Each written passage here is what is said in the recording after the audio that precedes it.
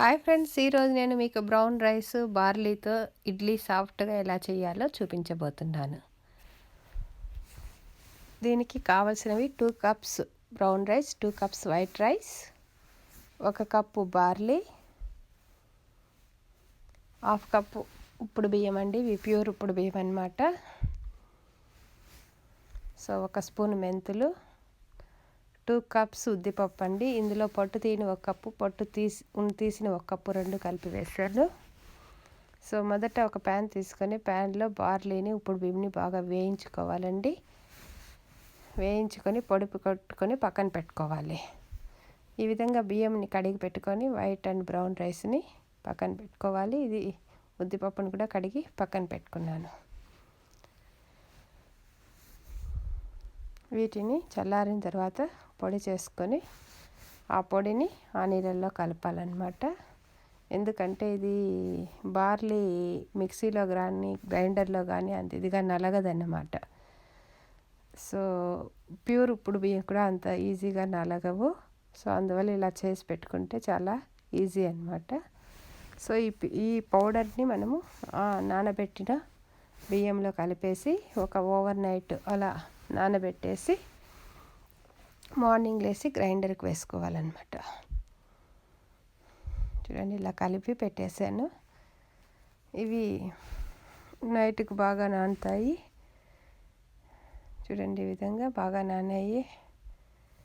ఇప్పుడు గ్రైండర్లో వీటిని వేసి మొదట ఉద్దిపప్పును వేస్తున్నానండి. ఇది కొంచెం పొట్టుగానే ఉంటుంది, ఎందుకంటే మనకి పొట్టుతో పాటు వేసాం కాబట్టి. ఫస్ట్ ఇది బాగా గ్రైండర్ అవ్వాలన్నమాట. ఇది గ్రైండ్ చేసుకున్నాక ఇందులోనే బియ్యం కూడా వేసేస్తాను, ఎందుకంటే ఇది మొత్తం ఒకసారికి సరిపోతుంది అనమాట ఈ గ్రైండరు. సో ఇది బాగా మెదిగింది అని తెలిసాక అందులో బియ్యం కూడా వేసేసి బాగా గ్రైండ్ చేస్తాను. ఒక 1 అవర్ దాకా గ్రైండ్ అవ్వాలండి. చూడండి, అంతా వేసేసాను, ఇంకా గ్రైండ్ అవుతుంది. ఇలా బాగా 1 అవర్ ఎంత బాగా మెదిగితే పిండి ఇడ్లీ ఎంత బాగా వస్తాయన్నమాట. చూడండి, బాగా మెదిగింది. కొంచెం అలాగే రవరవగా ఉండదు, కాకపోతే ఆ పొట్టు అలాగే కనబడుతూ ఉంటుంది అనమాట, ఉద్దిపప్పులోని పొట్టు. సో అలా తీసి 2 గిన్నెల్లో తీసుకున్నాను అనమాట. ఒక దాంట్లో దోశకి, ఒక దాంట్లో ఇడ్లీకి. ఇది ఇడ్లీకి అనమాట. సో దాన్ని ఓవర్ నైట్ ఇలా పెట్టేసి ఫెర్మెంటేషన్ చేసి మార్నింగ్కి ఇలా అయిపోయిందనమాట పిండి. సో దీన్ని మనం ఇప్పుడు ఇడ్లీకి రెడీ చేసుకుంటున్నాము. ఇందులో కొద్దిగా సోడా, ఉప్పుని కలిపేస్తాను. ఇదిగోండి, దోశల సోడా, ఉప్పు కలిపేసి మనకి కొంచెం వాటర్ని యాడ్ చేస్తాను, ఎక్కువ లేకుండా యాడ్ చేసి ఇప్పుడు ఇడ్లీ దాంట్లోకి వేసేస్తున్నాను. ఈ విధంగా ఆయిల్ కొద్దిగా పూసుకొని ఇడ్లీ దాంట్లోకి వేసేసి, ఇడ్లీ పాత్రలో ఆల్రెడీ స్టవ్ పైన నీళ్ళు ఉడుకుతున్నాయి.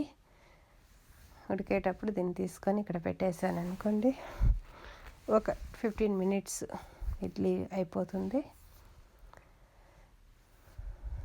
చూడండి, 15 మినిట్స్ తర్వాత చూస్తే ఈ విధంగా బాగా పొంగి ఉంటుందన్నమాట. అంతేనండి, ఈ విధంగా బార్లీ బ్రౌన్ రైస్తో ఇడ్లీ రెడీ అయిపోతుంది. ఇది చాలా చాలా హెల్తీ, చాలా టేస్ట్ మామూలు ఇడ్లీ కన్నా బాగానే ఉంటుంది, కానీ ఆరోగ్యం మాత్రం అంతకన్నా ఎక్కువ. సో ఎవరైనా తినచ్చు, డైజెషన్ కూడా చాలా చాలా ఈజీగా అవుతుంది. సో గ్యాస్ట్రిక్ సమస్యలు ఉన్న వాళ్ళు ఇలా ఇడ్లీ చేసుకొని తింటే వాళ్ళకి అస్సలు గ్యాస్ ప్రాబ్లమ్స్ ఉండవు. షుగర్ ఉన్న వాళ్ళు కూడా తింటే చాలా చాలా మంచిది. ఇలా హెల్తీ ఫుడ్తో మనము చాలా జబ్బుల్ని కంట్రోల్ చేసుకోవచ్చు అన్నమాట.